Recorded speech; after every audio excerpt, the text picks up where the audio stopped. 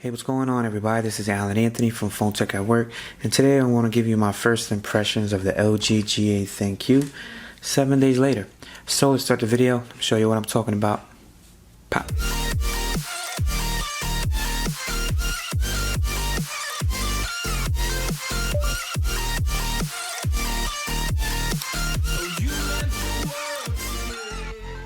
Alright guys, so it's been over a week with the LG G8 ThinQ, and I really wanted to give my first impressions about it and what I like about it and the things that's definitely not working, and I think you guys already know. Now, as far as the price is definitely really great for a flagship device. Yes, this is a flagship. This is LG's flagship phone. People will say that the V50 is, but as of right now, it's the LG G8 ThinQ. Now, if you want to pick this up, they do have it for a whole bunch of different prices. You can get it for $620 on T-Mobile right now, and you could definitely get it in that beautiful red color. As for me, I do have the Verizon version, so it does only come in black, and it comes in that silver as well. Now, I did have the V30 in that silver, and it definitely picked up a ton of fingerprints, and everybody in the comments definitely let me know about that. But as far as the design on this, I'm definitely feeling the flush cameras, so you don't have a little camera bump. Apple, Samsung, you definitely need to take note on that. But as far as everything else, the size of it, I think is perfect. The notch, I'm so used to having a notch right now that I definitely don't even see it anymore, because basically all the YouTube videos have the black bars on the side. So having a full screen is cool, but you'll definitely get the black bars even if you have a full screen without a notch. So we'll definitely see for this year what's going to happen with having a full screen and all that stuff with the Galaxy Fold. Now, if you guys are waiting for my Galaxy Fold coverage, I don't know if it's coming or not. I said I was going to get it, but let's see what happens with all the drama going on. But back to LG, the G8 ThinQ, definitely a perfect size device. I have been using the the Pixel 3 and the iPhone XR. So this size is definitely perfect because it's not too big and it's not too small. Pause. But the two things that everybody has been talking about is the hand unlock, where you basically have to hover your hand over and then it unlocks the phone, just like that. But the other thing is the motion gestures, where basically you have to curve up your hand, and at a distance you're able to adjust the volume and you're able to pick an app. So it's finally working for me on camera. This is the third time I'm recording this. So you're able to go to the Play Store just like that, or you're able to go to YouTube.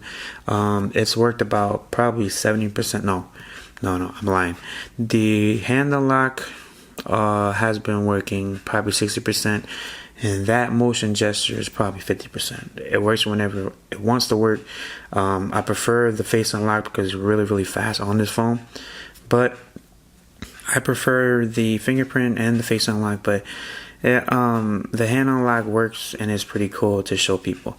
Now, as you guys can see, I picked up a lot of scratches already on this device, and if anybody knows me personally, I do that to all my phones. So I did have a screen protector video, and I'll probably still do it still. So subscribe to the channel if you want to see that. Just be careful because it does scratch.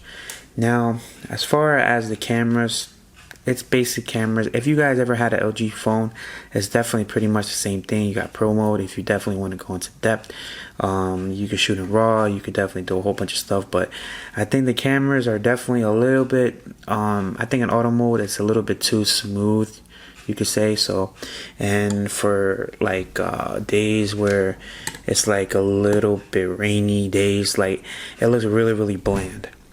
But as far as everything else, I definitely really like this phone. I think it's pretty cool. So the battery life has been pretty good for me so far. I do carry two phones with me, so that's the reason why I don't really mention battery life, because I definitely want to give you a great and accurate figure when you have it as your main daily driver, because a lot of people don't carry two phones with me. Now, I always carry an iPhone and I always carry an Android phone. So as far as the Android phone, I did use it for all my media consumption, my YouTube, my SoundCloud, all the stuff that I usually do, Instagram, social media. I do it on both phones sometimes, but as far as this, I am definitely feeling the battery life lasts all day.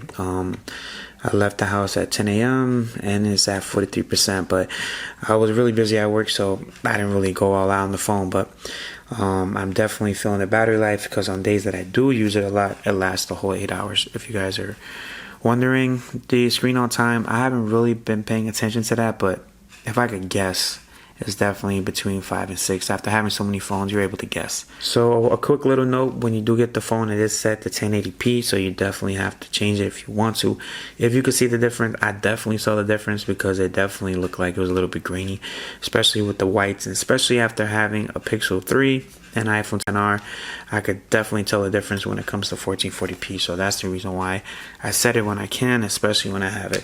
The quad DAC on this, I have been using it, but I don't really have too many headphones. I usually just use the speaker for everything, but it's definitely great to have.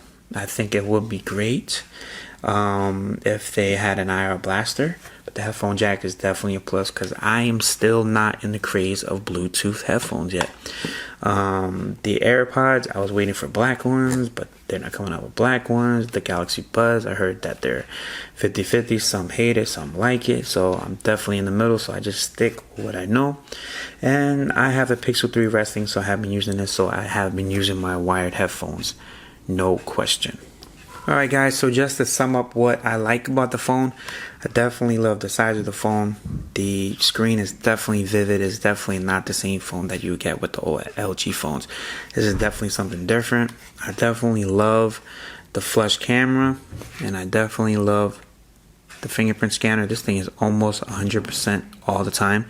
The gimmicks, it's good for bragging at work or to your friends or family, but that's about it. They definitely have to make it better.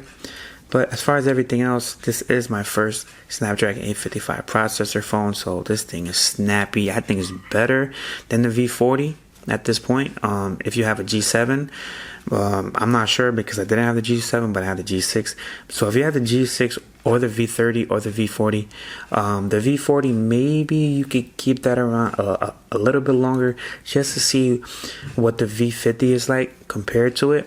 But as far as the G6 or the V30, definitely get this phone because this phone is definitely way better than those phones. So if you guys like this video, please hit it with a thumbs up. Subscribe to the channel if you aren't already, and follow Phone Tech at Work for more videos like this. Peace and love, and I'll see you guys in the next video. It's time for the claw.